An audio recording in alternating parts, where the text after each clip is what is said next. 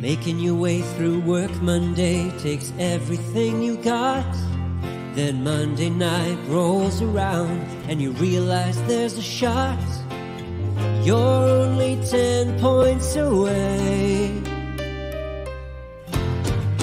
All those times when your team had no fight, they're just so gosh darn frail. Then your star quarterback let another deep ball sail, and your third round pick bet on his team. Then go check out our streets where everybody knows your game,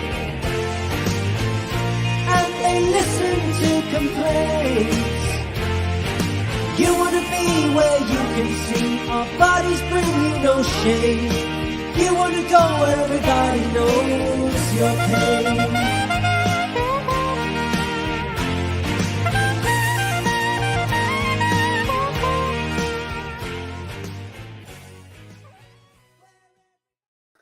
Welcome back to another episode of Dad Bod Fantasy Squad. I am here with Robbie Bobby and Rob Norton. What's up, boys? Mario, what's going on?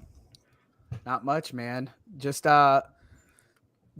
Tuesday after week 4, looking at some of my teams going, oh shit, we gonna turn things around here, fellas, or what? Yeah. I mean, you hear my my debates that I've been throwing into the Discord, so you know where my one team's at. It is rough, man. It is rough, out there in the especially streets. especially for some of the guys we were touting beforehand. So Yeah. Kyle Pitt. Yeah. Rough times. Well, my favorite longtime league. I have started off bad. I was up 50 come before. I mean, it was like the afternoon games were going on, right? And I was up 50 or 60 points, and he had Patty Mahomes, Josh Jacobs, and Connor. And I had Javonte Williams still playing. So like it made it where I was like, okay, if Javonte gets me 12 points, should be enough. Javonte goes out on a week that I already lost Tua, on a week that I already lost Alvin Kamara. I did bench him. I wake up on time. And then Josh Jacobs goes to town, last minute TD, snakes it away. It was my own brother. My own brother whooped my ass. Ended up winning by 10. Another bad week for your boy. And now I just traded for Kyle Pitts, and Rob is bailing, it sounds like. So I'm not bailing. you sent a whole tweet with his name 24 times, and you're bailing on him. No, he's still gonna end up fine. But man, it's just weird. It's weird. I don't know. I traded him because you told me to. I did, yes. What is and this the guy that I buy in on? Like I said no to Dameon Pierce. I say no to Amon Ra. And I'm like, oh yeah, I'll believe you, Rob. You wrote a great article about him. I'm in. Yeah, he's still good. He's still gonna gonna be tight really end 20. good. Still gonna be really good. Okay. I did want to, before we get into it, because boys, we starting with the waiver wire, or we want to do game recap first? But I do have something before whatever one we decide here. I think waiver. Okay, we'll go waiver first. But before we get into waiver wire, let's talk about trades. It is the time to do it. I wanted to spring this up on you guys. I wanted to get your most unthought out sort of way that you approach trades. I just kind of want to hear it because Rob, I think Rob's been texting us, right? Norton, he's been sending us messages. He's been sending us Discords like, should I do this? Should I do this?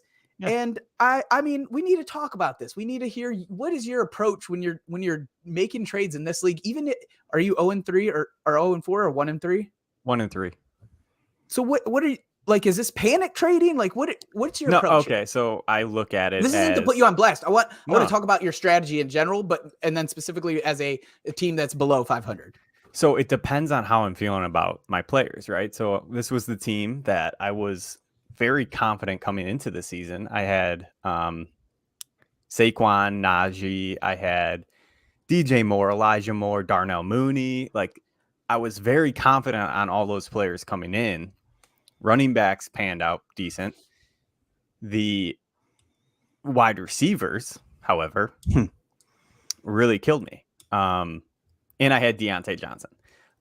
So those were the wide receivers that I had coming in the season that I felt really good about them, that at least 2 of them were going to be very good.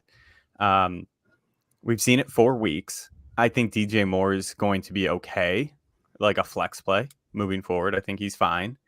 Elijah Moore, I'm still very concerned about. Darnell Mooney, you can't play him. He's almost droppable. He had a good week this week, but still only on 4 catches. DJ Moore is in this category, but this is still not about trades. No, Are you I'm building just it? Are you building it up? explaining Okay, where okay, I'm okay. at, right? So I have one part of my team that is I'm getting very little points from. Okay, if I can turn Saquon Barkley into a good running back with upside, such as a Joe Mixon, like I was saying, that I still think has room for growth this season and can produce at an RB1 level, along with a stud-ish wide receiver that can produce at low-end wide receiver value and kind of sure up to, I'm going to take a knock at RB, but I think it'll surpass my wide receiver, my need for a wide receiver. Because you're not getting, I mean, what I'm going to plug in when your waivers, we're talking about like, who are we talking in the waivers, but right? Let's not talk about waivers. No, But how did you approach that? So you said I want to trade Barkley because he's going to pull my most value here. He's going to get me a wide receiver when my team has trash wide receivers. He's going to get me an RB that is suitable. Correct. How did you approach that? You sent out a message and put him on the board? No. Nope. Are you sure? Side text. To who? Just multiple teams? Yeah, I look at the teams that I think are wide receiver heavy, running back needy, and what I can kind of coax out of them for the most value, right? And then you also, people are still semi-scared of Saquon just because bad taste in their mouth from the last 2 seasons. Well, that's because their owners put him on the board and saying, I don't want this. Not putting him on the board. I'm texting people on the side saying, hey, man, I need an upgrade at wide receiver. I have the number 1 overall running back, and I'm willing to shop him for the right price. I'm not going to take something that I'm not happy with.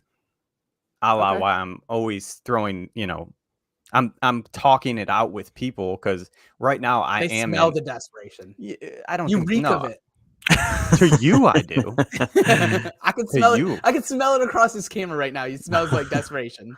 Well, that's all. I also think it's valuable to have somebody maybe not in your league that you can kind of throw these trades to that can talk you off a cliff, because it is important to. I mean, when you're looking at your team and you have your blinders on for your team and what you need, and you kind of talk yourself into stuff that you might not really think it might not be good for your team overall. So that's why I'm talking to you guys, because you guys aren't in this league. No, I get it. Like, especially when you're down and out and you're feeling like, oh shit, I need to get some moves going before I go. Because it's another thing too, is like, I still think my team overall has the potential to get me to the playoffs with Jalen Hurts, with Keenan Allen, with, I think, I have Kyle Pitts, and I think he's going to turn it around. I think I can get one. If I can get into the playoffs, I think I can make noise. It's just making enough moves to get there. JR said, I got smoked in my Saquon trade because of the Williams injury. So he got Justin Jefferson, Burrow, and Javonte Williams. That's a great haul for Saquon, Pollard, and Michael Pittman. But Javonte going down, that's where you took the step down, and now you just don't have one. That's tough. There is some waiver wire RBs, though, that are available. And then Felix said, I know a guy that traded Hockenson for Kyle Pitts. And you're looking at him, boys. I did it, and it was the worst trade I made. Norton, how do you approach trades? Did you do that before this past I asked you guys. I said, do you guys believe in Hockenson or Pitts? Did you do it just like today or? Yeah, and this guy that's saying this right now, right? I sent him a message. I said, Hockenson for Pitts. He didn't really, he was taking his time. I said, I sent it to you. And then I got cold feet. I pulled it back. And I've been offering him Kyle Pitts trades for the past 3 weeks. And funnyly, the offer has gone down substantially as each week has progressed. For sure. It's looking worse and worse and worse. And so I took back the Hockenson trade, and he sends it over, and I'm like, shit, he finally is in. So I felt like I needed to accept it. I'd still do it. I would do it. Yeah, I think Pitts is going to be fine.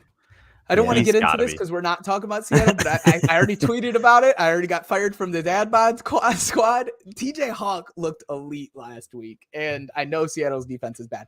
Norton, what is your trade strategy that you go into? And let's approach this from the sense of common and then non-common leagues. I mean, not common. For like, you have your home leagues, and then you have kind of, I don't want to say random because none of us join random, but you have these leagues like Scott Fishbowl, even though you can't trade, where you're just Right. like in it with a bunch of other people from online, and you may not be like super, you don't know their personality as much as you would know your home league teammates as you do. Right. Yeah. No. Yeah. When it comes to home leagues, I'm more likely to like text someone or that I know, things like that, and start the convo and see what's up. You know their weaknesses. You're like, Yeah, hey, yeah. you up? So You said that you up text at midnight. I got sure. Kyle Pitts. For sure.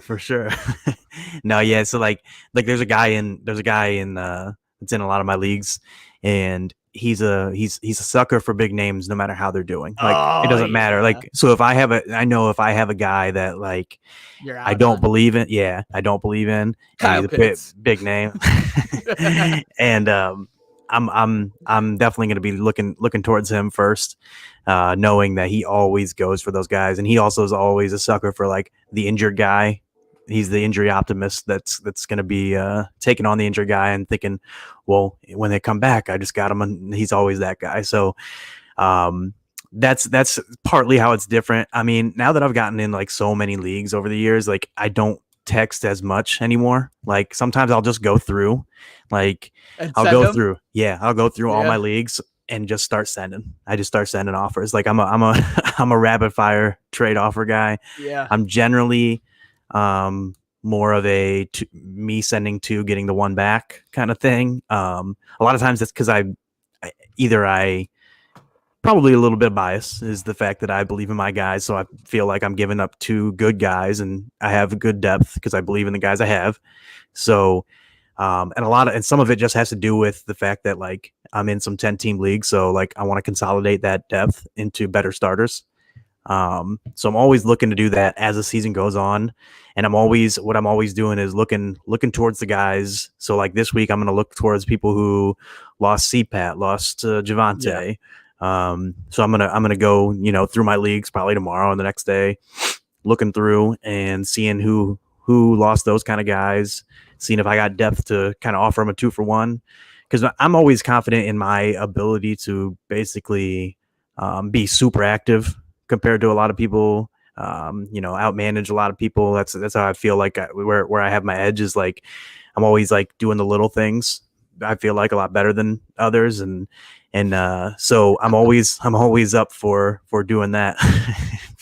He's talking about, you'll see why here shortly, but, so I'm always looking at like things like that basically. And so I'm always confident that like, I'll be able to, especially if it's a fab league, like I feel like I'm selectively aggressive. So I take my time on the wire.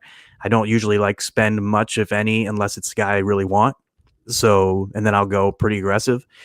So I'm always confident in my ability to basically like replace with the wire, especially in a shallower league. So that's usually how I go. And like I said, the big difference just to home leagues is, obviously, your people, you're more likely, who they like a little bit more, their tendencies, you can text them a little more.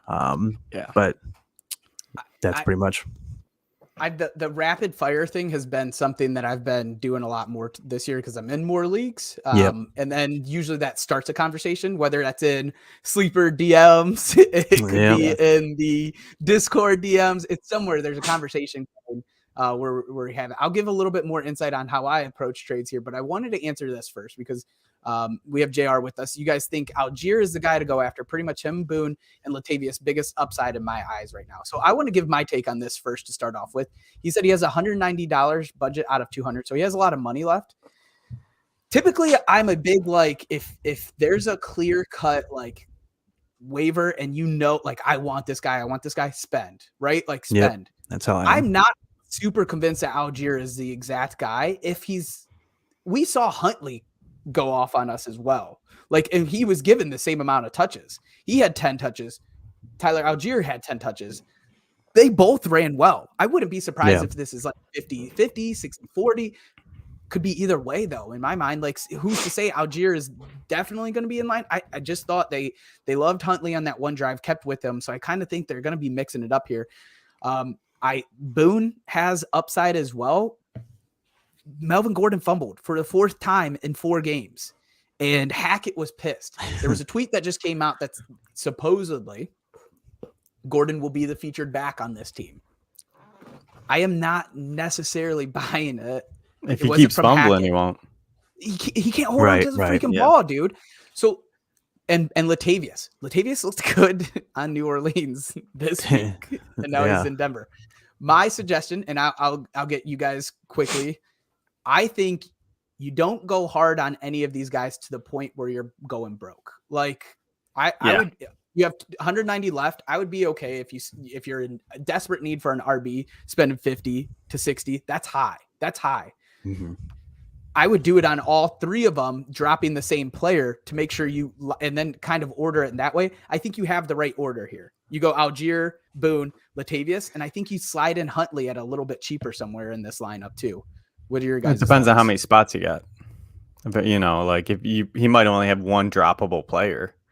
Yeah, that's what I'm saying though. But like you could set up the waivers where you're doing the same drop.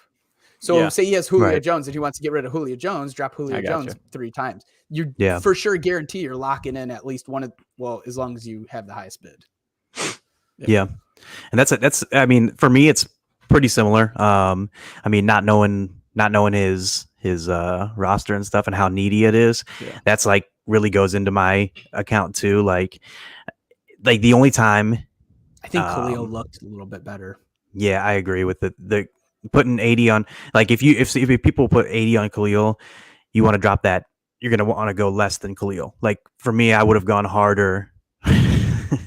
It would be nice. It would be. But like I don't know about you guys, but like for me, when I see Khalil, like Khalil was a much more of a priority to me than any of these guys this week, personally. Even more than Jamal for myself, because I thought, actually, this is tough. It was tough to go against Jamal and Khalil, but both of them seemed like they could carve out a role post-injury. Now, Boone, we don't know what to expect because Javante's out for a year. Is he going to carve out his own role? See, that's the thing. Possible. That's the thing, because Javante's out the whole season. So if you hit on one of those Denver running backs, I don't think it's going to be – no one's going to take the lead. I think that'll be 50-50. I do too. I think it's the same backfield. I think we see the exact same backfield. I think so too. I think to me, I think they're going to give Melvin a chance to kind of establish more of a lead. So do I. Of the group. But if he keeps fumbling, they're not going to just keep putting. They can't. They especially can't when it's returned for TDs. Right. So like, happened last game. If I was to guess this week, I would guess that Melvin leads in snap share, touch share. Where do you put that? Because I'm guessing it's 58 to 60%, honestly.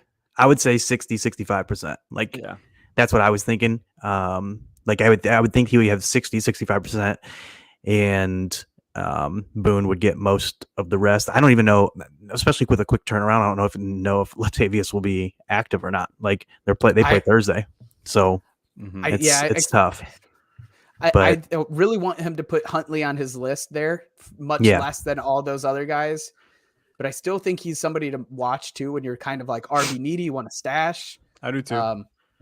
Yeah, and it depends too, because like the thing is, it's like, if you're in a 10 team, like for example, like if you're in a 10 team league and you got 2 legit running backs, like you're really not gonna try to spend a huge amount of money. Like at least I wouldn't. But like from his earlier, like this one, I got smoked on my Saquon trade. I'm gonna guess this is 12 team, and because he said I'm hurting bad at RB. Like if you're hurting bad, you're probably not in it. You could be in a 10 team, but you're down and out. Yeah. Down bad right now. Real down bad. That's for sure. So okay. Tiffany said, I have a trade on the table right now. I get Jonathan Taylor for Amon-Ra St. Brown. Javonte Williams was my RB. Who are your other receivers? Come back to that once. We'll come back. If you can throw that in, who your receivers are. Yeah, just straight up in a vacuum, dude. That's You have to, right? yeah. Like if you're getting Jonathan Taylor, especially with Javante going down, like even in a vacuum, I think most people would draft Jonathan Taylor over Amon-Ra rest of the season. Both of them are banged up. Thomas and Hill. Michael Thomas and Tyreek Hill. Yeah. I think you do that. I would do it. I think it's pretty easy. Like our Jonathan Taylor's been a little rough this season, but he was RB 20 through week 4 last year. Right. That's the thing. It's like obviously he's got the talent to go off at any point. He's still getting a good amount of usage. I mean, the ankle injury doesn't sound bad. Right. And the thing is like Amon-Ra's banged up too. So like it would be a little bit to me it'd be a little bit closer if you're talking about healthy Amon-Ra versus banged up Taylor. I mean, there's a chance that right. They're both banged up. There's a chance JT misses this week. The thing is Amon-Ra might miss, but I think Amon-Ra is going to be back. It sounds more likely that he'll be back, but yeah, I think you got to do that, especially with Javante going down. I mean, it's crazy that you're even talking about it, but when before the season Amon-Ra was like that mid-round guy, and JT was like most people's clear-cut one overall. I think it's still like, especially if you lost Javonte Williams, and RBs should always be more valuable. And like, this is what I've been trying to preach to Rob. Like, you're selling Barkley at a desperate time in your league, and people are either noticing that or they don't want him, in which case I pivot. Like, if I'm not going to get Barkley, in my mind is huge haul.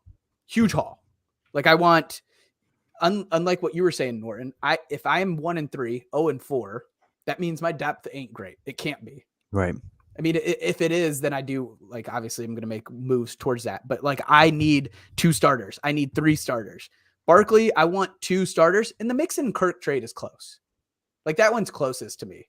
It's not exciting though. It's not like, I think Barkley finishes RB 1-3, and I think Mixon is probably going to finish top 12. Don't know where. Got to see where that comes. And Christian Kirk, probably wide receiver 2. Yeah, that's why I've been keeping my mouth shut. So I get. I have given him all the. I've given you. I have said it multiple times. He's talking about the trade. That's why I've kept my mouth shut. I mean, I think Amon-Ra is a beast. I think he's going to end up top 10 wide receiver. But she has the depth at receiver with Thomas, with Tyreek Hill. And I'm assuming her running backs. He gave you props. I know. I love it. I deserve the props. You don't even know how to read. But I'm just saying. So she's got Michael Thomas. She has Tyreek Hill. I'm assuming her RB depth is not great if Javante just went down. So I think that is a good trade for her, especially because he's got to turn it around. JT has to, right? He's too good to not finish at least top 10 RB. That's the thing. Is like, I mean, just thinking about it, where would you guys put him RB rest of the season if you were like 8? Dude, this team's falling apart a little bit. So I can't say I don't have my concerns here, but at week 5, you're going into week 5. JT, I mean, he's again, he could finish top 5. He could still finish top 5 at his position. He can. I'm worried about the offensive line. It just doesn't. The offensive line doesn't look great. Chris Irsay, the owner of Colts, is putting all of these guys on notice. So they got to change something up. And last time they had to change something up, guess what they did? They ran the shit out of JT. Yeah. Okay, let me ask you this. Who do you think finishes higher this season? Because if it's Barkley, I pick Barkley. No. Because it could be something interesting to talk about. Amon-Ra or Tyreek Hill with Tua injury. I actually because she might be able to throw Tyreek in there instead of Amon-Ra. Keep Amon-Ra, trade Tyreek. I'd rather, from what we've seen Amon-Ra, I'd rather have Amon-Ra. Like, Tyreek is usually kind of that boom or bust. Last week it was not that case. He did 10 for 160. It was a very just, I'm going to throw the shit ton to you. And I think I don't think the quarterback changes the Tyreek, however you felt about Tyreek, though. Yeah, that's kind of because I was trying to think about it too. Because I'm like, do I lower him? I wasn't as high on him heading in, which is kind of burned me a little bit because he was better Same. than I've expected. But I agree. but at the same time, I wouldn't really lower him too much because I mean, we just saw him go off, with Teddy for So half what the are you game or thinking? whatever. So Tyreek ahead of Amon-Ra? What- I don't know. That's because I like I think Amon-Ra I'd rather too. have Amon-Ra Yeah. at this point, just because this is a team that's always going to be down. I feel like if I knew Amon-Ra was fully healthy right now, because That's a good point. I mean, you guys know my injury thing is where once a guy's injured, I'm moving them down much more than most people are, but if they're not injured, I don't knock them until they are. Like to me, because to me, once they get injured, like we see it all the time. All the guys get injured and they're like, "Oh well, I'll be back this week. I'll be back this week," and Yeah. they're not back Keenan for 3 Allen. weeks. Like, yeah, Keenan exactly. Allen. Keenan Allen. Look at him. He was like, "Oh, I'll be back," and look, he's still not back. Like, guys always take longer. Like, you always want to be cautious about it. So Amon-Ra seems like he might be back this week. I'm guessing he's back this week, but even if he's back this week, is he 100% out there? Is it gonna cause him to lose some explosiveness? Is it going to cause him to lose a half step on a play and make him, miss a ball by a 50-yarder turns into a 15. right? Like it's just those kind of things, and you don't really know how hurt or not they are. I don't know if you guys listened to Eckler's Edge with Matt Harmon and Austin Eckler, and Eckler was talking about it before the season. Like he's like, people don't understand. Like we go out there and play hurt, and it affects us. Like we can't play as effectively, but we're playing as hard as we can. So sometimes our stats aren't as good. Yeah, exactly. And that's why I'm always so like conservative with those kind of guys. So if I knew Amon-Ra was fully healthy right now, I probably would take Amon-Ra. But man, I'm really torn, honestly, between them. Right. So that's okay. So I think you take the trade, Tiffany. I think that's where we're all at for with sure. this. But I think you need to decide for yourself who you're like. If it's me, I'm trading Tyreek and keeping Amon-Ra.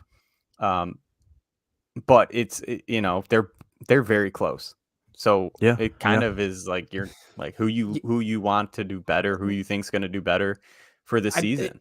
And part of like what Norton is saying is, if it's Thursday and they're like, yeah, Amon-Ra's full participant, he's probably already, correct me if I'm wrong here, Norton, probably already switching those and saying, I'd rather have Amon-Ra over Tyreek. What's the Thursday game? Well, because you could wait till Friday and make the trade depending Thursday game is Colts and Broncos. Oh, no, you can't. Broncos, So yeah. you got to get in before. You got to do it tomorrow. Yeah, it's tough. One. I was trying to like him on, dude. I think he's just good.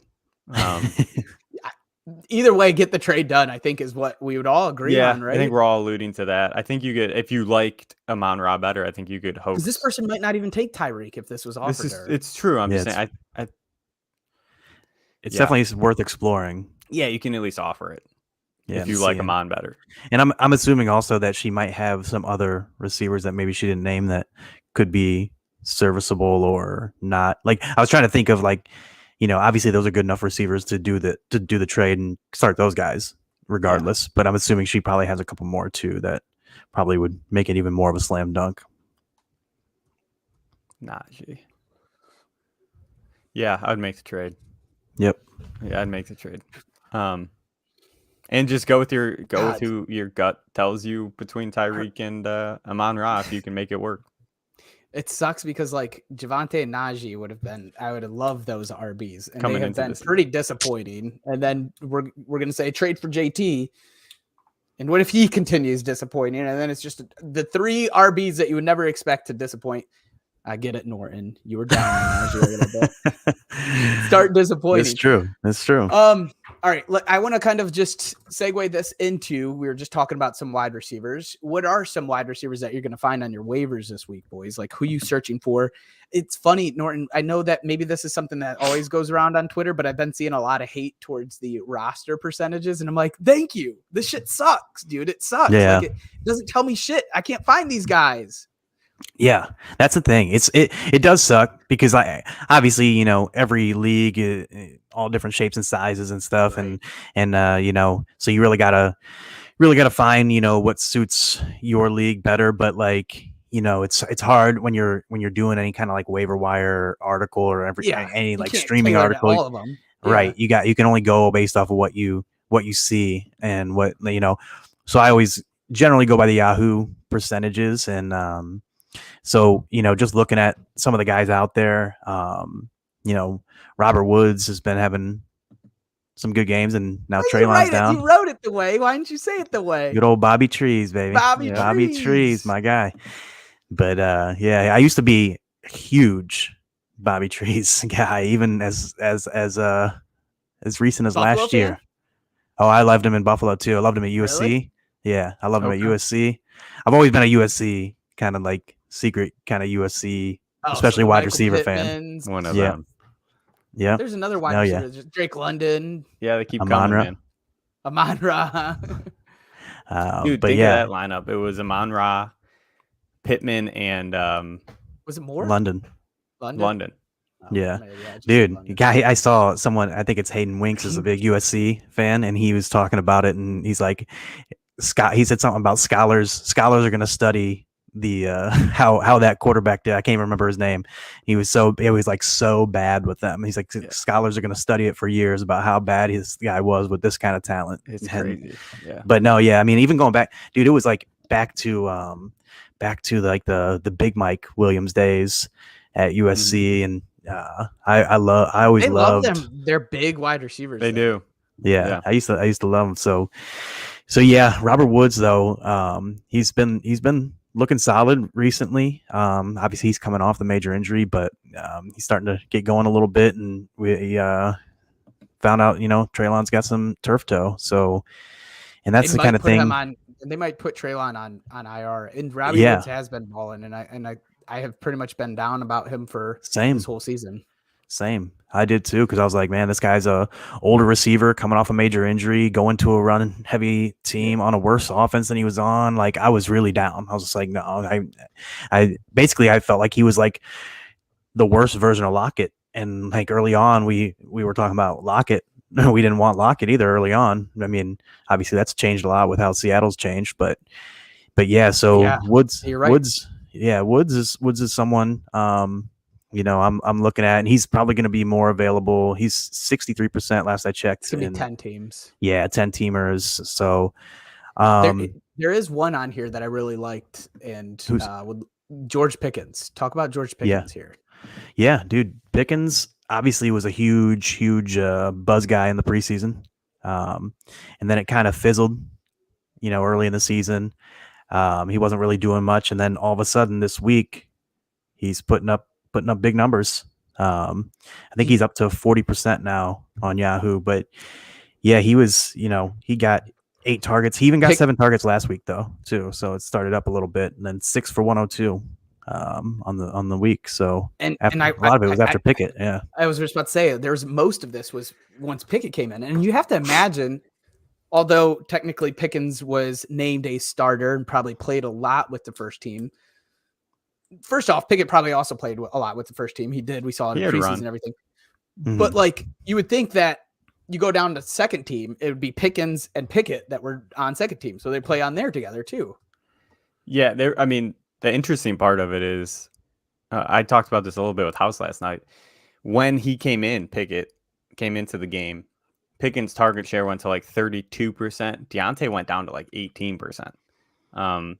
And I do think that's a trend that we're going to see. Like, I mean, Deontay's more of that kind of like safety blanket. You see it a lot when rookies come in. Pickens is that home run hitter. I don't want to say that, but I think you Oh. see younger quarterbacks come in and they're more willing to be aggressive and throw it downfield and give their players opportunities. And we know it from even Chicago. Like, that wasn't Mitch Trubisky's game. He played the safety game the whole time. And I think Pickens is a great pickup because he can really eat into that target share of Deontay. Well, Yeah. Uh, He's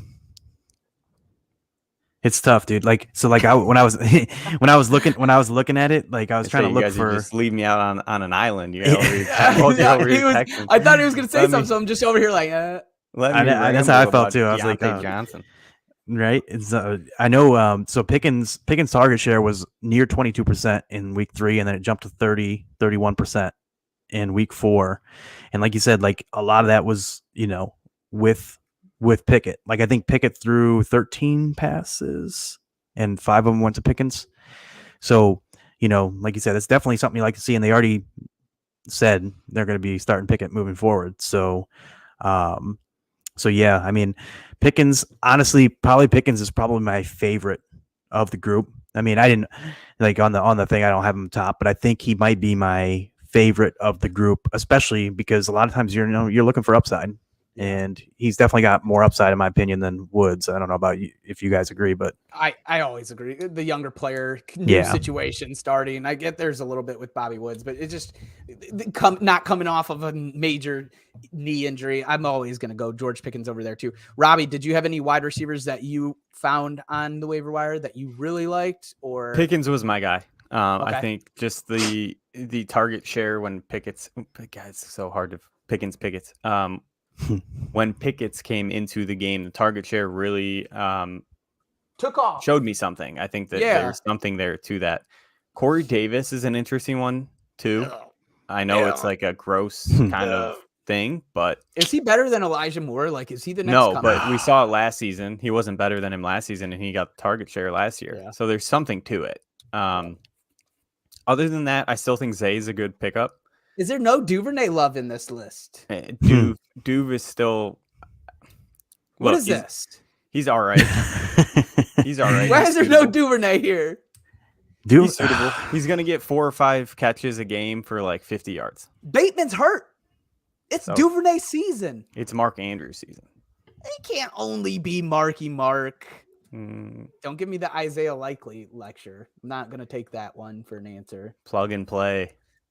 I was thinking I was going to ask you. I know you were big on Duvernay. Would you take Duvernay or Gallup? Gallup. God bless it. I Dude, think I'll go Gallup. Gallup, I but think, has the upside. yeah, it sucks because I don't think either of them are gonna crack your lineup. So I think Yeah. Duvernay has the bigger upside. So I think I Yeah. do Corey Duvernay. Davis. Corey Davis or Duvernay? Duvernay easy. I want upside. Corey I don't Davis want easy. this stupid. How are you saying I've been there's in the no league upside to for Corey 6 Davis? years and I've never came in as a top 12 wide receiver. He's wide receiver 20 right now. Great. It will finish 36 or 38 yearly, So- year in, year out. if you're what I was gonna say, if you're one upside, what's your feeling on Rondale Moore? No. No, he's no. it's gross, dude. I watched that game. He And I was just so bored. I hate that the offense has devolved into this. Like Cliff was bad. supposed to bring this like air raid fun offense, and they've been fast paced. They've been air raid, but it's been the horizontal raid as they talk about all the time. They make fun of it's just like it sucks. But like I do like the fact. So like Rondale, he played 86% of snaps, 47 out wide, 17 slot, 1 in the backfield, 33 routes 17, on how much out wide? 47, which I was Played surprised more by. out wide. Yeah, I was really surprised by. But it did knock Dortch's routes all the way down. Like Dortch ran 16 routes to Which makes no Rondale's sense 'cause he 33. plays slot. I know, and that's what I thought for sure. I wonder if he they would just do moved. this. Yeah. Right, and that's something that I was like surprised about. Maybe yeah. they go back to Dortch more on the field after last week. I mean, they looked terrible. He And really did. He had 200 yards passing. yeah, 249, I thought. Yeah. and dude, the other thing that surprised me was Rondale's ADOT last year. So how it was 1.3. It was basically like nothing. Wow. His first game this year was 10.4. So it's almost, I mean, they're using him a little bit differently. I think I don't know. Like I'm personally gonna say that I think he's a wasted roster spot because D Hop's That's gonna fair. get back, and I hope that this offense kind of gets better. Like I think this offense gets better. I think D Hop makes a world of difference. We've seen it before with Kyler. when he is back, how does Kyler support D-Hop? How would he support Hollywood and Ertz? I think he looks at those three before he looks at Rondell's sweep end arounds, wide receiver screens. Like, I mean, that's what Rondell will have to do his work on. I think that's what it gets relegated to. So one of my favorite guys out there for like usage and things like that is Dwayne McFarland. Mhm. And so I was reading some stuff that he was talking about. Granted, now he was high on Rondell before the year. Ian was as well. Yeah. Ian so they picked were him as his dad bod fantasy squad. okay. Yep. I figured both. I knew both of them were high on him because I listened to them a lot. So, but what he was saying, he was thinking that he's likening him to Curtis Samuel, in a Curtis Samuel style role where they're manufacturing touches. And Yeah, it makes sense to me. Like, I don't know. The hard part to me is like when you think about Curtis Samuel, you think of he's a shorter receiver, explosive. That's kind of like Rondale. Curtis Samuel has done it before though. In the beginning of the year, we weren't really thinking of Curtis Samuel as anything. And even still, do you like the Washington offense better? Like, if you were to pick which offense is going to get more yards and points the rest of the year, would you pick Washington or Arizona? It's got to be Arizona. Without D-Hop, it's Washington for me. But let's assume it's D-Hop is bad. Arizona has looked bad. They have. Washington will hasn't looked good, but they're usually down by so much that offense has a shit ton of yards. It's fair. It's fair. Yeah. It's fair. I mean, like, I don't think it's as definitive. Yeah, with D-Hop, this offense gets a little bit better. We'll get more into that. We're gonna have to kind of speed this up here and do some QBs. Okay. I saw we had Goff, Geno, Danny Dimes, Zach Wilson, Kenny Pickett on the list. Which one of this stands out to you, and a quick reason why? Norton, you start. Goff, I guess. Like, I mean, the thing with Goff, the reason I would say Goff, but he's also going to be the one that's least available. He's actually available in one of my main ones that is never available. He's there. Okay. So should I go for it? He might be in more people's leagues than you expect. Yeah, he's out there in about half of leagues. I mean, I think people are slow to buy in just because it's Goff. Exactly. Like, they're used to him, but he's got that stench. Right? But the thing was, he put up some good seasons with the Rams. We've seen what this Lions team, we talked about it. I feel like we talk about it like each week with how they're going to be like the fantasy carnival. They're the team they're one of the teams this year. There's one of these teams that this year is just terrible defense, good offense. They're going to throw a ton. They play in a dome without weapons. Right. That's what I'm saying. That's what's the most encouraging part. So like, I DJ Hawk was elite. that's true. That's true. He had a day. But yeah, I do think like he's in a great spot to put up fantasy points. Like, he reminds me of like that. He reminds me of Tampa Bay Jameis. Oh, okay.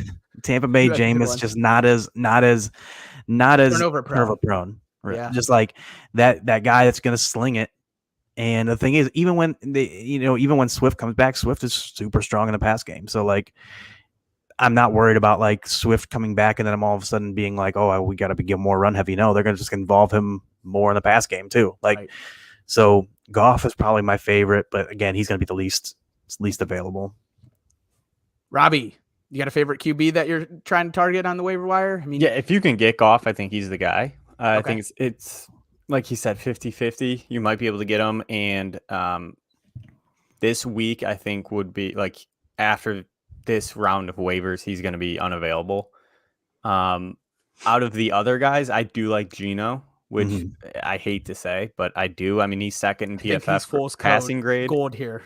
Yeah, he's second in PFF passing grade. He's over 75% completion percentage. He's thrown the ball more than Jalen Hurts. He's producing at a good level, and he also has two very good receivers, which also helps. And we talked about it. We'll probably talk about him in the tight ends. He's got a tight end that gets open in the red zone and catches the ball. I was not expecting to think that. I didn't think coming into the season Geno would be relevant at all, but he's here. You are falling in love. Here we are. I just saw a tweet that said Geno Smith is the Cordero Patterson of quarterbacks. Same age. Pretty much. I think they're same draft year, honestly. Yeah, I mean, I don't mind Geno. I don't mind him. If you have to stream him, if you have to play him, you got to hurt quarterback, a Tua situation, that kind of thing. I think he's serviceable. Let's go to RBs, and I want to do this a little bit differently. I know I see Mostert's on here. I don't expect Mostert to be out there in many. It's funny because like even if he is out there, I still have caution. Like I would stash him, but man, he is always. I think we kind of. I mean, we talked about. Yeah, but what I want to do is I want to ask you boys about this. Sorry, Rob, I didn't mean to cut you off.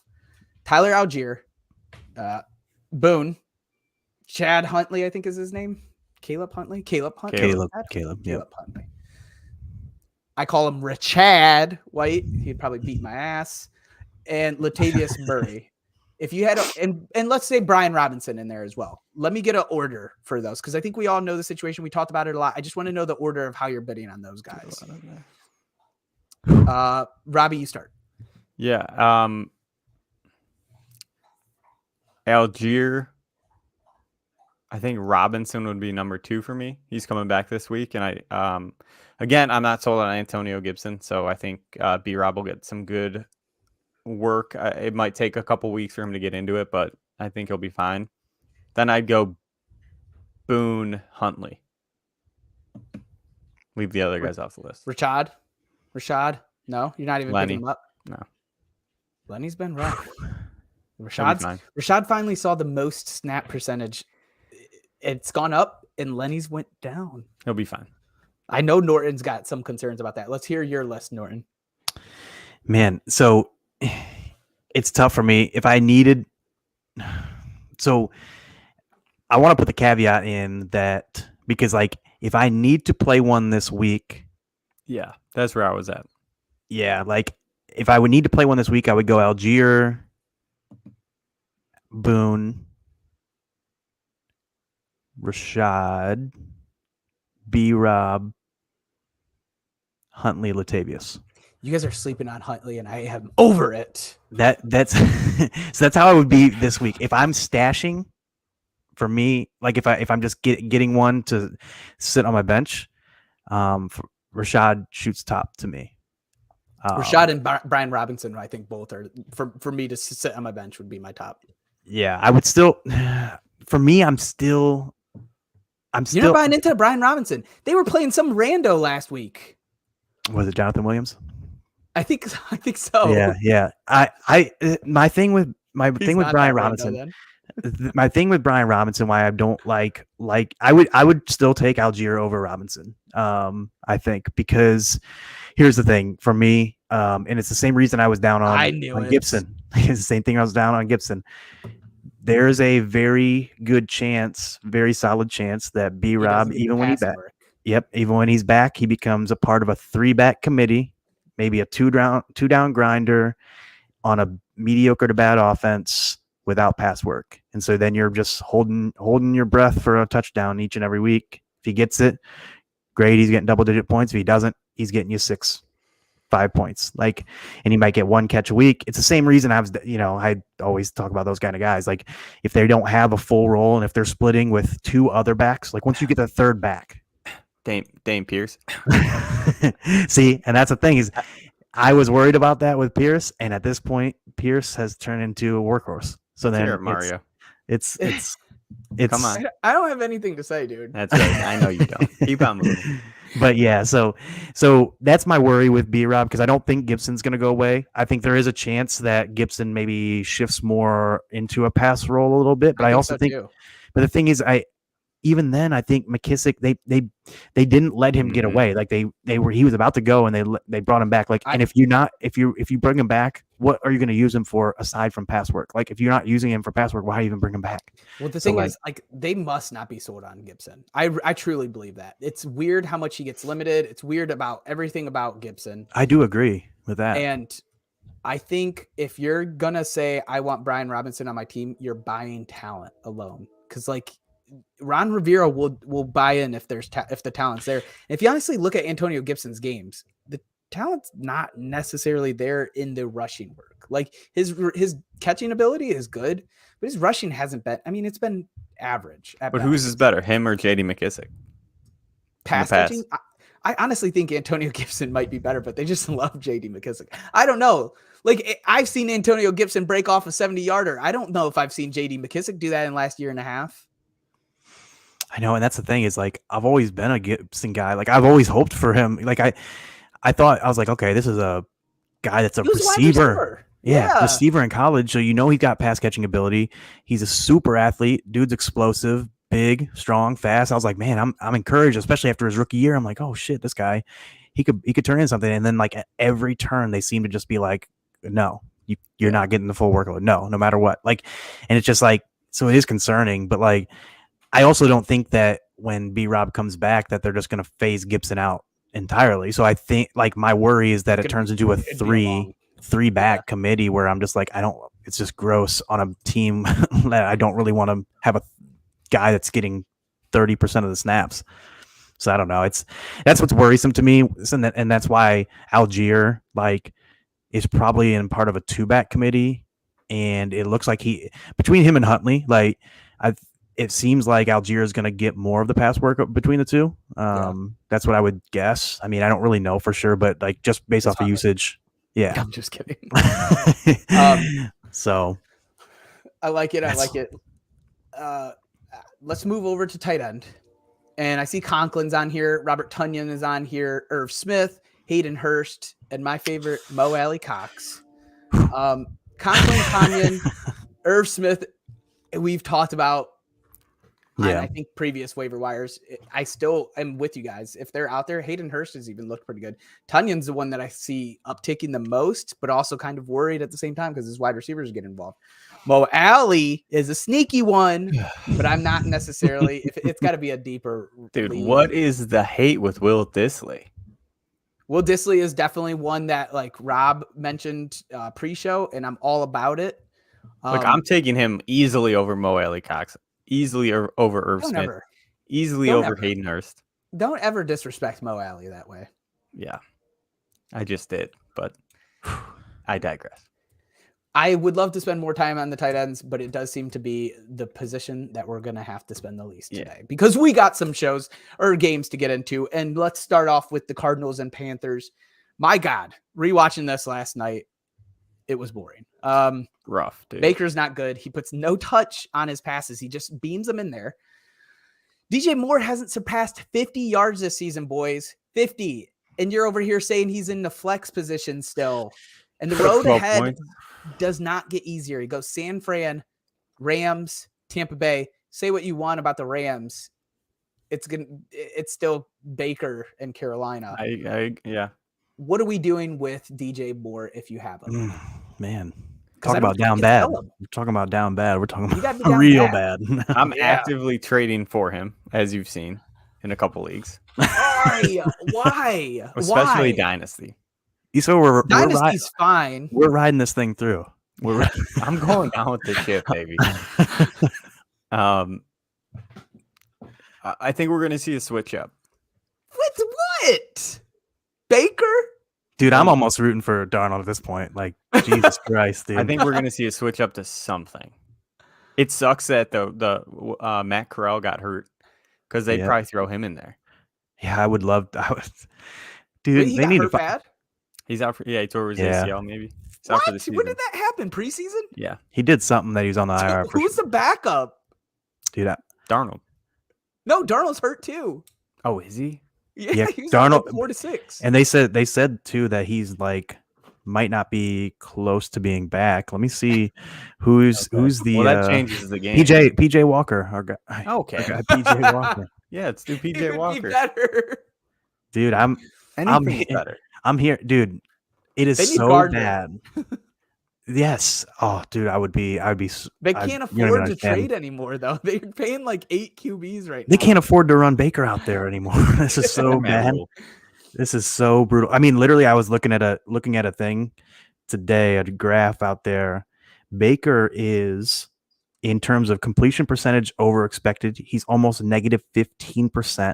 The only one that's even close is Fields at like minus 10, 11%. Then there's not even anyone except for Garoppolo that's minus 5%. Baker's almost minus 15. And then we're talking about EPA per play.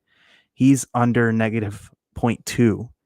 No one else. Davis Mills is the next closest at negative 1.15, and Fields, who is half as bad. Fields is half as bad.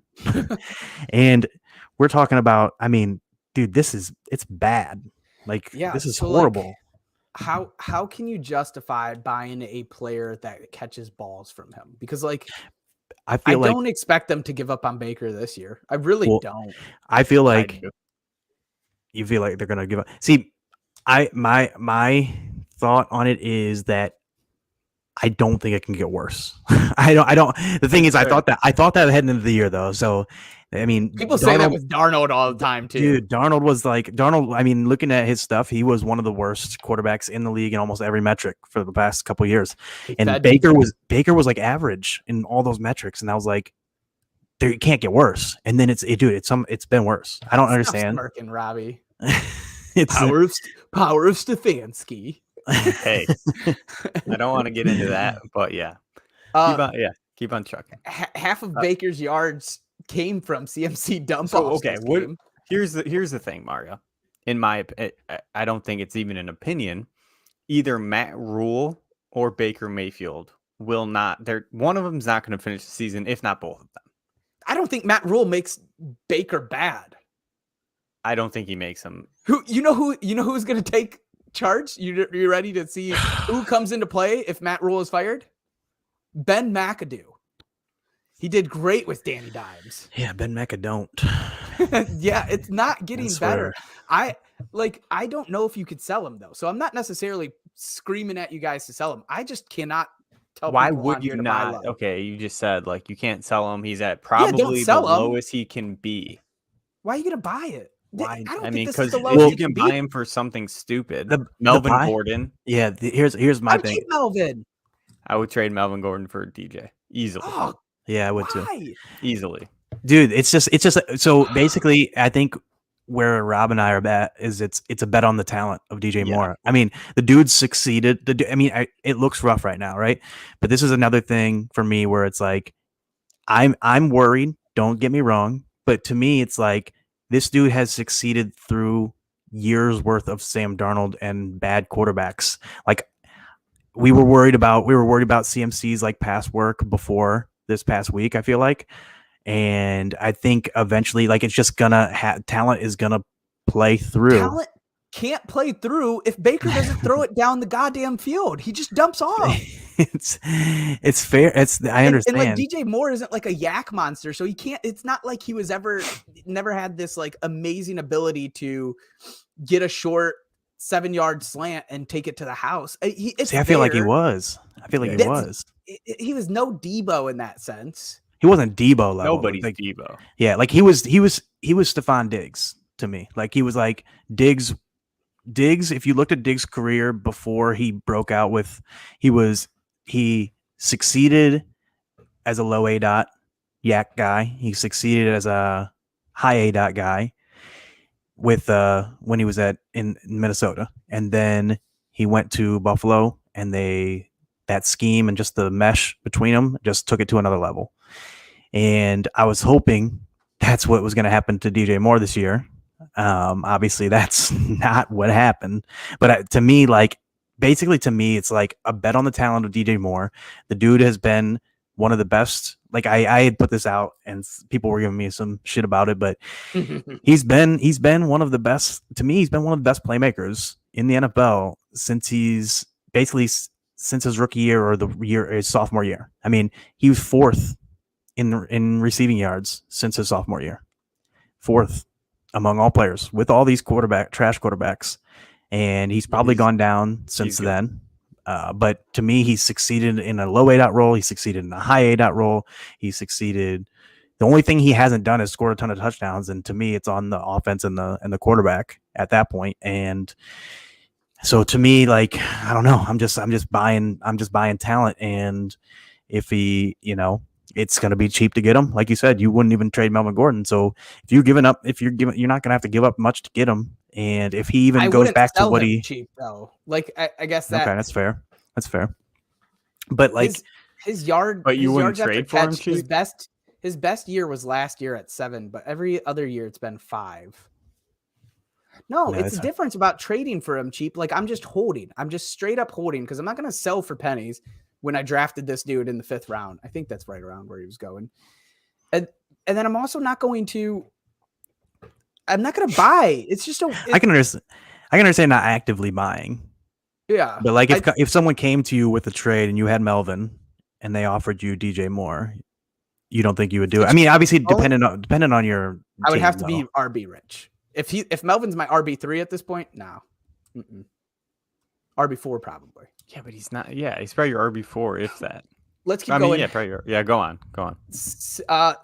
So another thing I noted in this game is literally Baker, we already mentioned it, had to throw everything as dump offs to CMC and short routes. It was embarrassingly painful. Did he got Arizona's knocked down 5 times this game or some shit? Cardinals defense isn't good enough to do this to anybody. Like I can't. This whole game has made me so disgusted with not DJ Moore's fault. DJ Moore and Baker, DJ Moore in fantasy, unfortunately. Not disgusted in him in any regards, just so bad with Baker. Quick note, Panthers had 1 timeout left in 4th with 5 minutes left when they were in this game. Fire Matt Rule. What are we doing? Get him gone. Like 1 timeout in the 4th with 5 minutes left, and Carolina ended up running out all 5 minutes. Arizona ended up running out all 5 minutes. I put CMC doing fine, RB5, not running great because nobody's scared of Baker, so they're just stacking up against CMC the whole game, and Baker can't beat him. But he's been more than fine for fantasy. Yeah, he usually breaks it seems like he breaks a couple big plays per game. Like and it's been late. It's been like I'm ready to talk shit about CMC, and then it's like nine catches and 81 yards and a touchdown. I'm like, fuck. It doesn't always in the 4th. It was like the 3rd. Are you surprised? Are you surprised by the usage that he's gotten basically almost back to 90% snap a touch shares, and they're the just touches weren't really there until this week. But in terms of the share, it's still there. It's not like they're not using the other guys at all. I wasn't really buying into their hype either. The touches is what I have him at. That's my biggest thing. As I said, he won't get as many touches, and up till this week, it's been right around where my averages were. True, and I was surprised about that. And then this week, it was more. What did he? He probably had 21 this week or something around there. Yeah, something I like think he that. had about 12 carries. I have it right in front of me. Gotta get him the ball. Yeah, they get. He had 8 carries. So he only had 17 touches again. Not only. It's just funny to say only because CMC is touch machine. Arizona's offense is not the same with D-Hop. Do we have any takeaways here, boys? I can start with you, Norton. Anything that we already kind of touched base on this. So unless do you have any additional things that you want to talk about I guess the one question I had is Hollywood. What are you doing with him right now? Still same hold for me. I mean, I don't I'm torn on him because I don't want to sell him because he's doing well. He can still be great. And he can still be great. Yeah, exactly.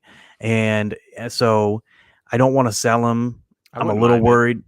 What's that? I wouldn't mind it. You selling him? I wouldn't mind doing it. I mean, this is probably the highest his value is going to be all season. He's wide receiver 6, 7. Yeah, he can't maintain it with D-Hop in. Mm-hmm. I don't think so. No, I don't even think he could without.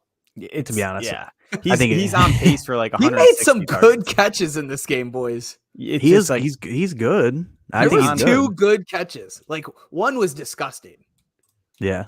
I think he's good, and I think he's just a good receiver. I think he's gonna be I do agree with Rob that the value's probably as high as he's gonna be right now. So it's worth throwing him out there. I'm also scared though because I do think he'll still be serviceable, startable, pretty much weekly, even when Hopkins comes back. He's 4th in targets. Yeah, that's gonna go down to me. Yeah. In his defense, D-Hop has never been a target hog. He's not like Devontae. I mean, he had over 150 last season. Not over 150. Definitely not last season either, because last season he was hurt. So Or unless was it he's 2 years getting, ago? it would have to be. But like he's not as much as you think. Like I'll read him off to you last season. When Yeah, I was gonna get say to it might have been that 2 years ago. It was 2 years ago the first So year he had was 140 last year. No, he didn't. He didn't have 140 last year. Bro, I am looking at it. I'm 139 looking at targets. That's 2020. 2021. Oh, that's with post. Sorry. That was with postseason. No, yeah. 140. No, he didn't. Not in 2021. So I'm looking at Norton, pull target it up. share. Target share in 2021 was 20.5%, which was wide receiver 35 in 10 games last year. He had 63 targets. That's not a hog, right? Like, I mean, I Right. get it. He's DeAndre Hopkins. I'm not Now- saying anything like that. 2 years ago, 2020, he had 160, which is number 2, and he had almost 30% target share, which is number 2. Robbie was looking at 2020, I'm pretty sure. Bro, I'm looking. And 2019 is 150 exactly, and it was a 31%. He had 64 targets last year, Rob. Did he? Yeah. Yes. Hold on, I'm sending you it right now, dude. Yeah, he had 63 targets, 20.5 All right, target I'm share. sorry. Can you say that again, Norton? I'm sorry. He had 63 Hold on. targets, 20.5 target share. 2 years ago in 2020, he had 160 targets, 29.4% target share, which was second in the league, both of those numbers. In 2019, he had 150 targets, fifth in the league, 30.9% target share, which is 2. So that was the big year. Yeah, those years, both of those years, I mean, almost 30% target share on average. I mean, he was, before last year, I feel like he was target hog. Before that, he was 33% target share, which was number 1 in the league, 35% target share, number 1 in the league, 27%, ninth in the league, 31%, third in the league. So Robbie going just back, yeah. Sent me this picture, and DeAndre Hopkins' name isn't even on this picture. I'm talking about Marquise Brown. We've been talking about DeAndre Hopkins I've been talking this about Marquise whole time. Brown. How did you miss any of this? I've been talking about Marquise Brown. We That said I don't think he's DeAndre going to. Hopkins is not the target hog, and that's where this whole thing That started has nothing from. to do with the fact that I don't think Marquise Brown's going to have 160 targets with Christ. D-Hop on his field. Jesus Honestly. Christ. All right. James Conner has been pretty All bad. right, now we're on the same page. All right, You're now we're on sending the me same the page. freaking rando screenshots. We mentioned DeAndre. Anyways, this is too freaking I was funny. going to say, like, Marquise This wasn't is- hurt. What are we talking about? Dude, this is why we're going to run to an hour and a half. James Conner this is what I sent you earlier, Norton. I swear to God, this dude had to take a shit. Benjamin started the game, came in, ran the whole first drive, and then we didn't see him for maybe one other play after that. Yeah. The dude had a 22 snaps, so maybe it was more than one play after that. Dude had 22% snaps, Benjamin. James Conner dominated the ball, but I don't know why he didn't start. It was weird. It was the weirdest thing for me. He's been horrific. Are you boys buying on James Conner? Quick answers on this one. I wasn't buying before. Same. Norton? Yeah, I guess I'm more bullish than you guys, so I probably would be buying more. I'm probably not buying, but I am optimistic because I really do believe that D-Hop means a lot to this offense. Yeah, I think once they get going, once the offense gets better, I think he's getting enough route share, target share, and he's also getting. I mean, even in this game when he didn't start and he was coming in banged up and he didn't start and all this, he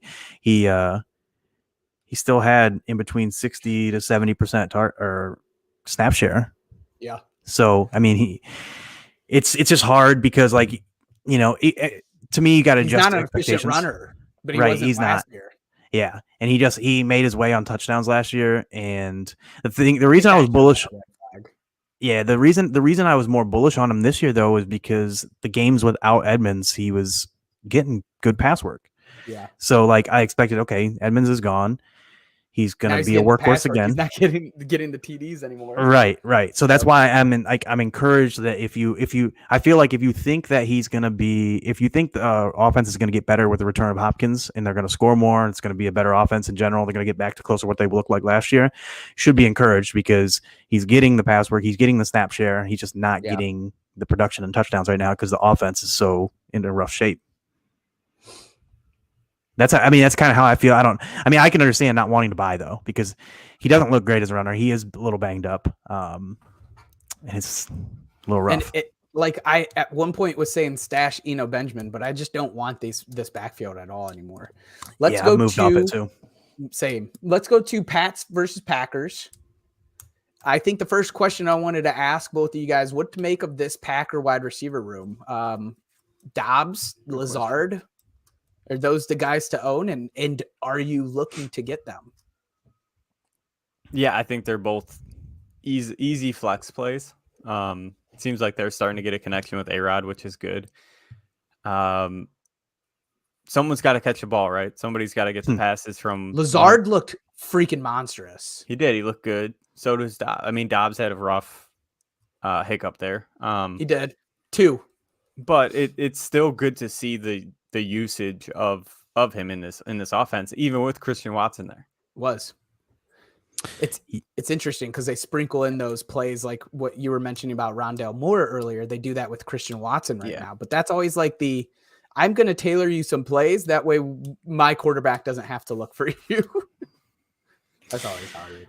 I don't get that team, man, with their drafting wide receivers, and I just never get it. Yeah. I do agree. I'm more bullish on Alan Lazard. I'm more bullish on Alan Lazard than I was before the season.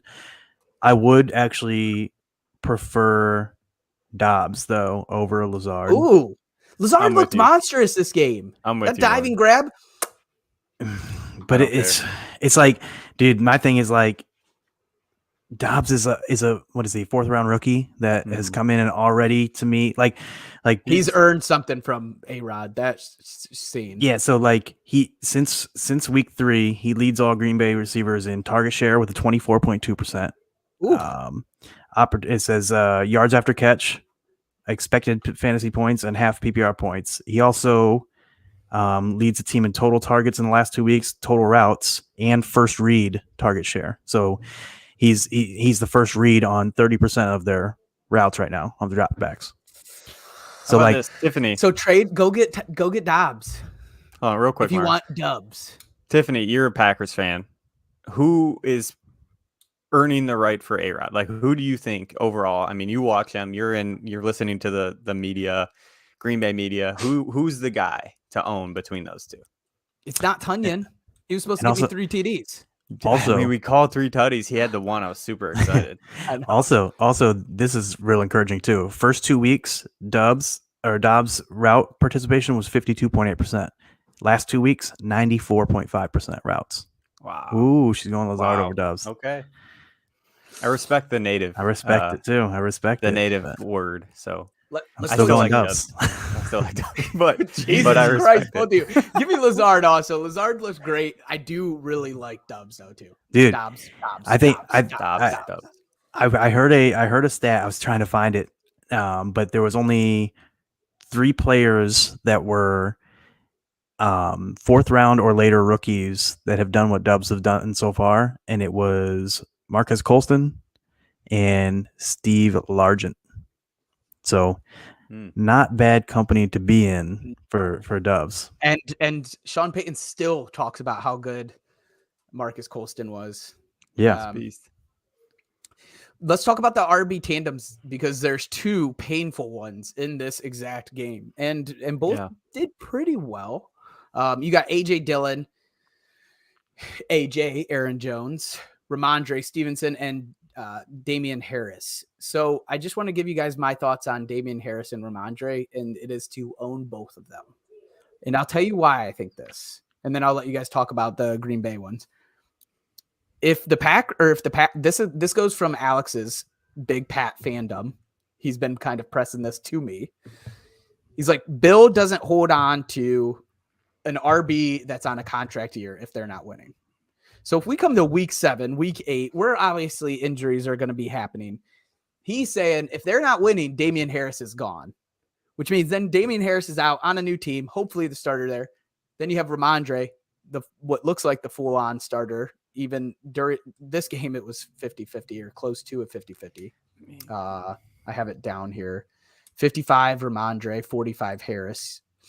18 touches from Ramondre, 19 touches for Harris. So I think they're going to trade Damian Harris, and I would like to own both of them if possible. Who's he going to? It depends on who gets hurt. For a little bit, I thought it was Denver, but they just said, "No, we're fine with Latavius." It could be Denver. I mean, if they keep winning, that's an interesting landing spot. Yeah, the Patriots have to keep losing for this. There's no way he pays his running back. Why would he keep him on the roster? Why Pat's wouldn't he got to get some? lose, and Denver's Bill Bill win. will not leave him on that roster by the end of the year if they're not winning. Yeah, there's no way. That's an interesting one. I didn't think about it. And he never pays running backs. True. Never. Yeah, I honestly didn't think about it too much in terms of the hat. I mean, it's not a bad point. Like He just might be waiting a couple weeks. Right. Yeah. I mean, because I've been mostly out on this backfield. I preferred Stevenson more, just because I felt like he was going to get more of the pass work. And he so has. Yeah. So like, but it's gross. I mean, I'm still kind of like off both, but I mean, I think you make a good point about it. Like, it could turn into both becoming very valuable if that's the situation that occurs. AJ Dillon, Aaron Jones. You're probably still plugging both of these guys in. There's nothing new. There's not a new takeaway here, right? Right. Especially Jones. I mean, Jones looks so good. Yeah. And he gets less touches every week and less snaps. It's weird because he's the better back. Yeah. Jones 58%, 19 touches. So he did have more touches, but Dillon was on the field 62. So they had some double. It's weird. It's so weird with Jones. I feel like he goes through these like little spurts of where like you get worried about his snap share and touch share and things like that. Like, it seems like it every year, but he's always one of the most efficient running backs. He's always involved in the pass game. He's one of the most efficient touchdown scorers. Like, to me, Aaron Jones is like discount Nick Chubb, but with receiving work. like that's how I think of him. Like, he's not like Nick Chubb to me is like the best pure runner in the NFL. Like, yeah. But like Aaron Jones to me is like top 5 most efficient runner maybe in the NFL. Maybe top 10, like somewhere in that range, but he gets pass work too. So like, I love Aaron Jones. So yeah, there's no real takeaway. Like you said, you're plugging him in. You're plugging them. I don't think you're trading them. They've been fine. Yeah. Let's go to the Broncos Raiders, where the biggest news from this game, Javonte.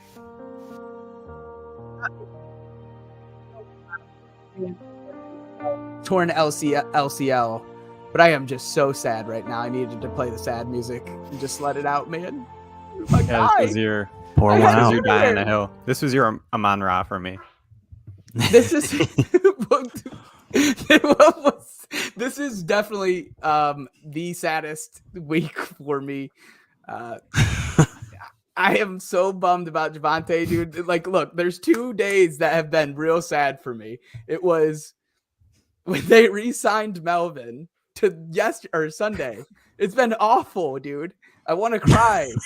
I'm so sad. All right. Where do we go with this backfield? Do you guys want to answer that? Have we already answered that question for the most part? I feel like we have for the most part. I mean, I'm Melvin. Like we said, Melvin's kind of the guy. And like, I think Boone is gonna get a little bit. Sorry, bit.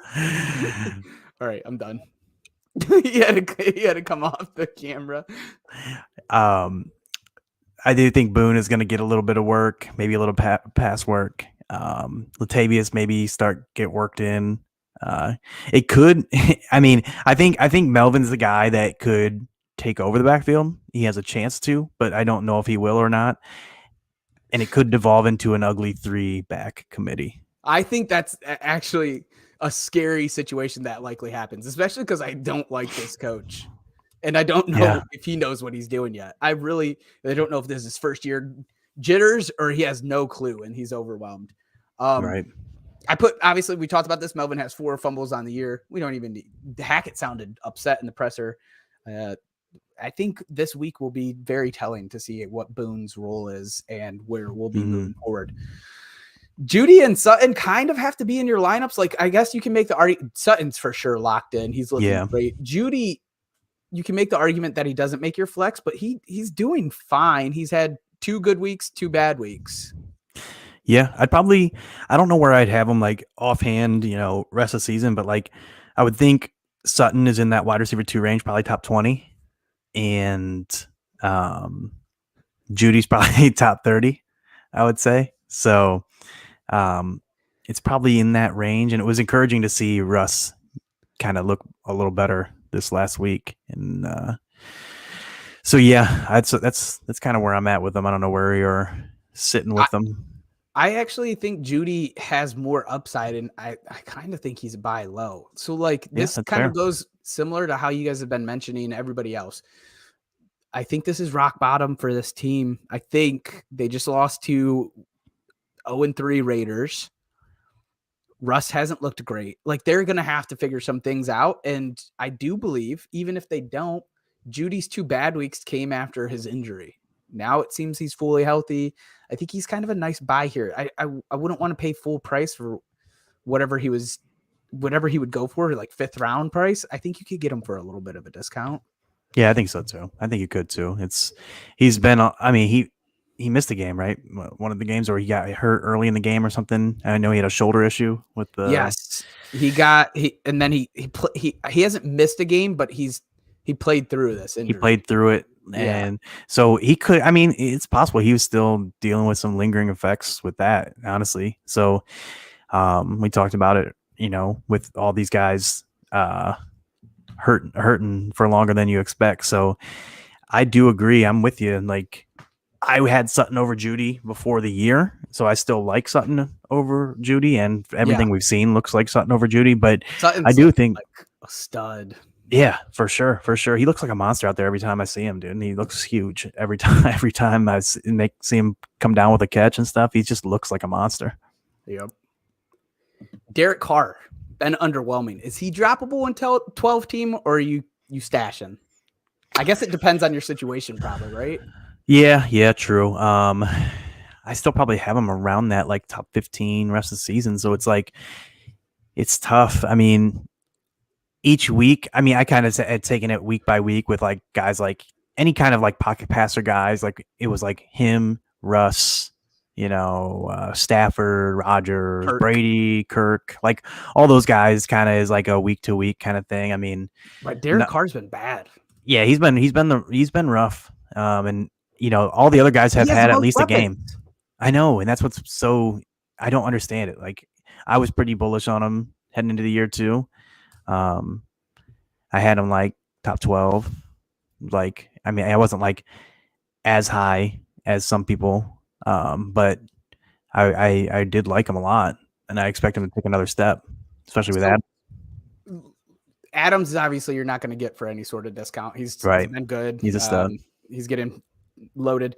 Renfro, you're probably just nervous about. I think you still stash him, but I don't think you go out and buy him. Waller is the interesting one to me. Like, do we go and try to buy Waller for the cheapskates? Yeah, I think so. For the low? Because I think there's some owners that are panicking right now. I think so too. Because I was trying to think of someone had made a mention to me about Waller about trying to get like tight ends and stuff, and they had Kelsey and they were going to deal him away to upgrade running backs or something. I think it was like guy in the baby bowl or something was asking about it, but yeah.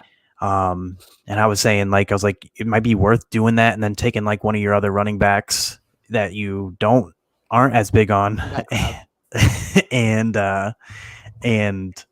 trying to get Waller. So I still would have Waller probably borderline top 5 rest of the year.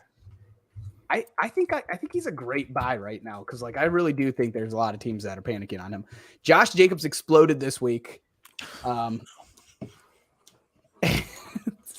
He exploded against this solid run D. And I have to leave again. dude, come on. I was doing fine. Do we expect him to take over in this underwhelming offense? Like, is this a week-to-week thing? My eyes are watering.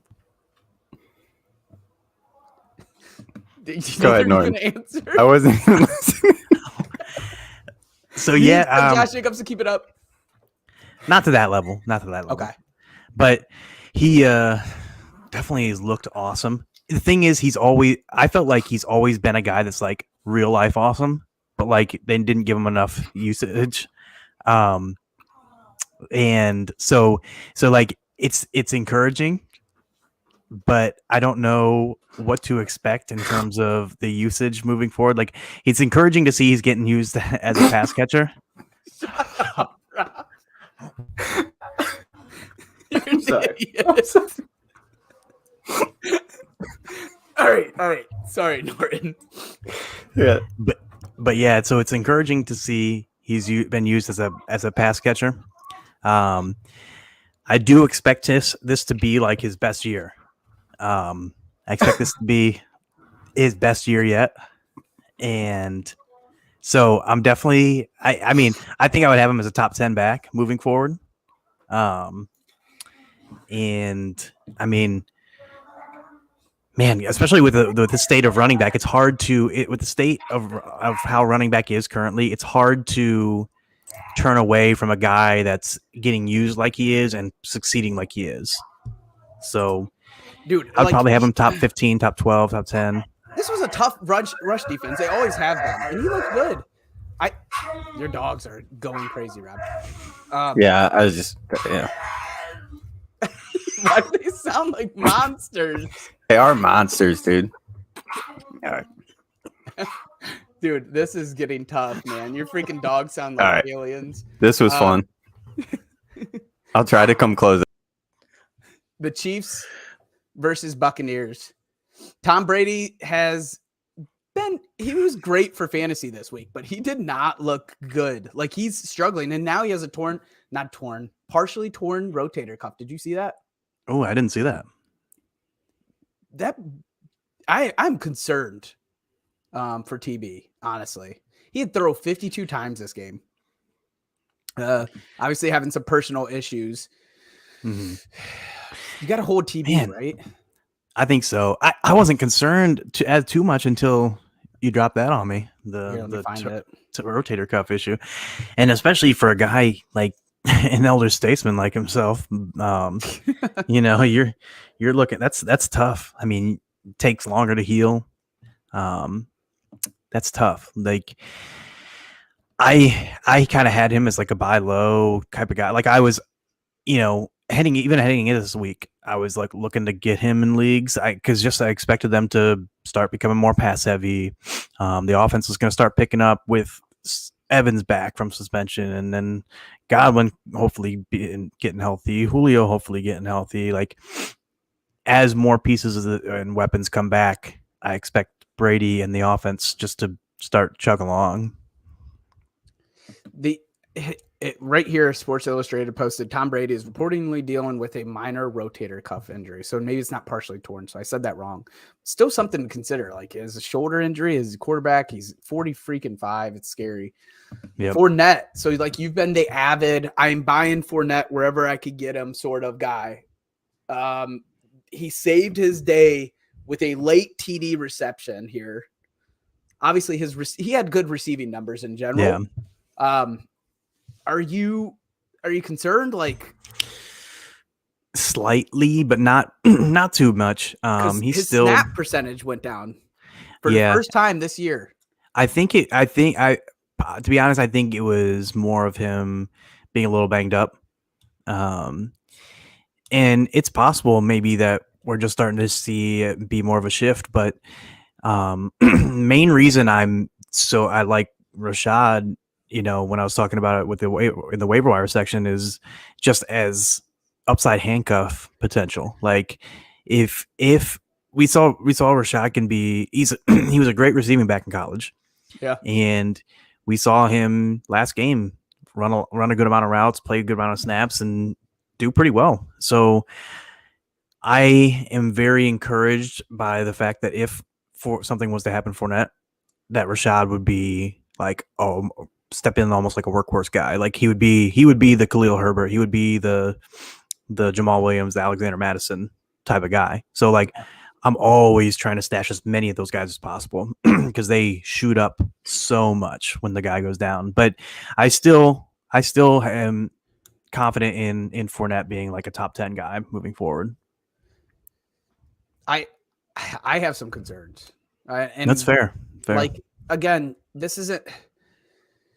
There's certain guys where you're like, yeah, I'm selling low. I'm out. And I think DJ Moore would be the closest one for me. But like, I usually am not going to want to do it. I don't like, I'm going to need somebody to go higher than what they're low at, right? Like I need you to buy into the name a little bit before I'm selling.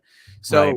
Fournette is a guy that like, if somebody is offering, let's see.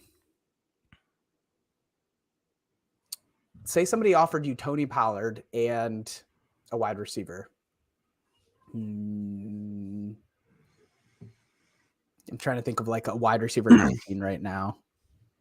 You got any good ones? Like you said a wide receiver like 19 to 20 to 25 area. Judy would be a good one. Would you do Judy and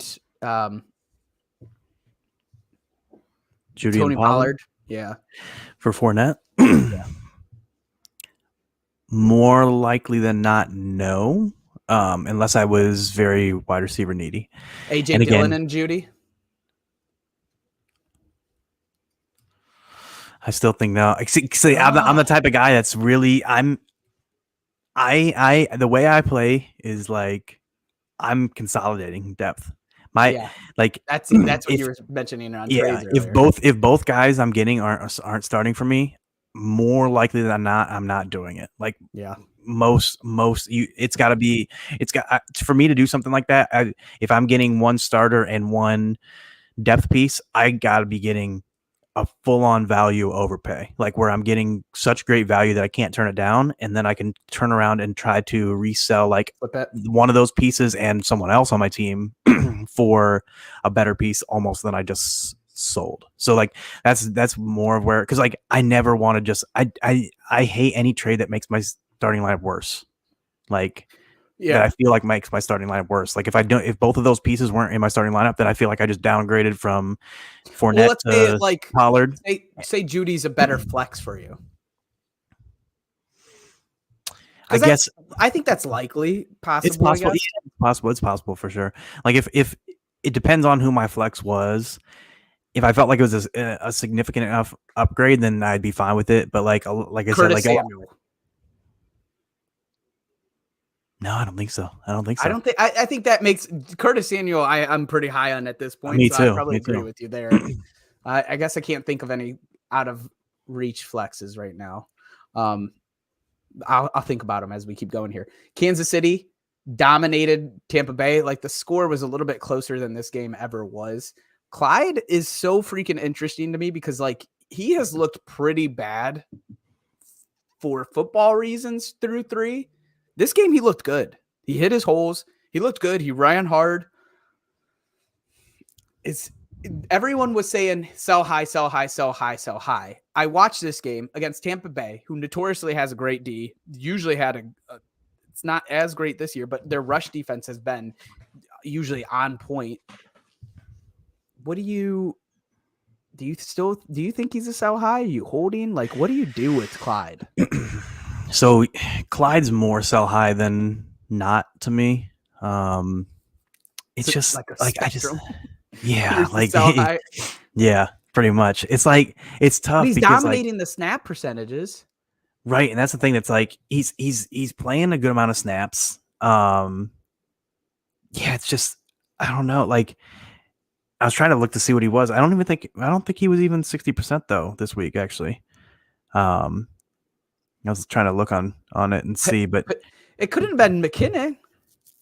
No, but I think Pacheco got a lot. Some of it was like late. I know Pacheco got like 11 carries, I think, even, or something like 10 carries, and Pacheco got a good amount 56. of work. His 39, 44, 40, and 56. So he hasn't been necessarily dominating the snap percentage, but it is going up. Yeah, and it to me, he's been like it's tough because he's in a great offense, and he's doing well, and like he looks fine, and it's like we mentioned so many times with the landscape running back, it's tough to give away guys that are giving you points right now. So like, I don't know, like I still just I don't expect it to keep up though. Like he's scoring touchdowns. In touchdowns, I mean, you're gonna score touchdowns in that offense. Like it's a great offense, but I Same don't know. trade, Tony Pollard or AJ Dillon and Jerry Duty. You take it for Clyde then. Yeah, for sure, for me. Easy. Yeah, because to me, Fournette is still top 10. Clyde is back end RB2. You'd give Clyde straight up for Fournette. Oh yeah, for sure. And I'm not gonna say it's blind. We've seen Fournette be good, but that is kind of blind faith. No, for sure. Yeah, and I like that would be the kind of deal I'd be looking to do. I'd be looking to give, even if and a lot of people don't like those challenge trades. So like even if you're to do even if you're to do a 2 for 2, like where you're the part that you're really trying to do is swap CEH for Fournette, but then you're kind of putting other pieces involved to make it look like or to seem like, you know what I mean? Well, because you can also like it might not be what it looks like, but it could also be it might be a pushing piece that you wouldn't even care about. Right. Like so I might find value in Elijah Moore. That's not me. I wouldn't ever find value there. It's not because of him either. I know. All the Moores are being disciplined for sins of not themselves. It's frustrating. I'm not gonna lie. But no, I'd be willing to even like if I'd be willing to give up CEH plus a piece to get Fournette. Yeah. So that's kind of where I'm at with CEH. I know a lot of people wouldn't be. I know a lot of people are higher than I am on CEH, but I would still like if I was drafting again today, I'd put Fournette borderline top 10 running back, probably top 10, top 8, and I would have CEH borderline top 20, but like probably back end RB2. It's going to take a little bit for me to buy in on CEH as well, but like it could be the end of the year and we're going to be talking about CEH like we talked about James Conner last year. It's very fair, and it seems like a similar kind of situation where he's scoring the touchdowns. He's super efficient, not efficient running, but efficient in his touchdown production. Yep. Last night, Rams versus 49ers. The Rams might be bad, right? Like, I mean, this was really bad, and San Fran always plays them well. I think I heard a stat 7-0 is Kyle Shanahan against McVay. Don't quote me on that, but I'm pretty positive that's what I heard. Their plays looked predictable. None of the wide receivers outside of Cooper Kupp are getting open. And I guess you could say Tyler Higbee. And I think I need to say, I'm sorry if you didn't get Tyler Higbee. He is not talented. He is what Dalton Schultz was last year. And I like Dalton Schultz. But I think, oh yeah, there's 3 names I want to ask you guys about, and I'm going to give you guys my opinion on one because it seems like when I say this, they start turning up. Allen Robinson is droppable in 12 teams. Yes, I'm there. And so we know that Higbee, is he top 7 rest of season? Yeah. Yes. Probably. I'd have to look at. He's top 10. But that 7 to 10 is very interchangeable. Like definitively above, obviously the main 2, Kelsey Andrews. Goddard, TJ Hawk, the next up and coming elite tight end. Big old Hawk. We got Goddard. I'm with Goddard. Ertz probably. I have a little. No, I'd rather have Higbee personally over Freiermuth. I just think Higbee's seems like the clear 2 targets. Yeah, in a better offense, the better QB. So like I would have. I'm a little worried about better QB. It's tough out there, tough in the streets, but it's tough because like I was big on Ertz heading into the year. But now is the time I'm getting a little bit worried if like Hopkins comes back and like Ertz is definitely dusty. Like he's Jason Witten 2.0 to me, and like turn around like 5-10 yards and fall down type of guy. but like that has value in PPR leagues. And if they're going to be down and throwing a lot, then he's still going to be a top 10 kind of guy. I think even with Hopkins back. But it's close for me between Higbee and Ertz with Hopkins back. You got derailed for a second. Stafford is the last name I wanted to ask you guys about the Rams. I am saying he's droppable in 12 teams as well. Quit. I'd rather Yeah. Gino. Quit taking the Yeah. Just it's not like, honestly, he could go out and score 20 and maybe somebody rosters him. And if he has another stinker, then they drop him right back. He might be a QB streamer this year, and that's fine. It just seems like what it's going to be. Yeah. In a turn of events, would you rather have him or Jared Goff? Goff. Isn't that wild? I would never say that in a million years, but I wasn't necessarily like toting the Matthew Stafford train either. I was off him, yeah. 49ers on the flip side balled out. The defense is definitely the real deal, dude. They looked good. This dude, D'Amico Ryan, sent so many. They talked about him on ESPN. They were like, knob slobbing. And but he was impressive. The dude dominated. He should be a head coach. He sent them blitzes like crazy. The line, what I was telling Rob before the game was the line dictated this game. The defensive line controlled this game because the offensive line couldn't even give Stafford time. And that's going to be, unfortunately, the problem for the Rams all season because that line is beat down. They lost Whitworth. Now they're just out. I think they lost 2 of their guards already, and they lost another one last night. Anyways, the questions that I have, the 3 for you guys are, oh, by the way, I think Jeff Wilson looks great. Robbie hates that. What are you doing with Kittle? What are you doing with Ayuk? And what are you doing with Jeff Wilson? Like, if you had to say, are you panicked, worried, or just fine? I'll go. I'll start. Kittle, I'm fine. I think he'll be fine moving forward. Yeah, Ayuk, I'm worried. And Wilson, you play him and you play him. He's RB2. Yeah, Easy. you play him. He's a great RB2. Yeah. That's how I feel with pretty much most of that. Like Jeff Wilson, we've seen it time and time again. This offense, it's just so good for running back production. You plug him in, they play. He's nothing special. I mean, he had a great run. That one touchdown run was explosive. It might have been the most explosive I've ever seen him look, to be honest. I never fast. seen. Yeah, on that play specifically, I was like, who in the hell is this guy? Yeah, like, this what Jordan Mason? Yeah. Right. And but he looked good. He's gonna get 12 to 18 touches a week. He's gonna get maybe 15 carries and a couple receptions. He's gonna have some touchdown equity in terms of he gets the work around there, and like he's an RB2. Like I agree. And so you plug him and play him until Mitchell gets back, and then probably at that point Mitchell will be the RB2 type of guy. I think Mitchell's a better talent. I think he's more explosive. So he'll be a little bit better. And then, I'm not too worried about Kittle. I mean, it doesn't look good right now, but we've seen Kittle for years and years, and we know what he is. We know how talented he is, and we know like there's going to be ups and downs with him because of how run heavy they are in general and how much they ask him to block at times. So Kittle, especially at the tight end landscape.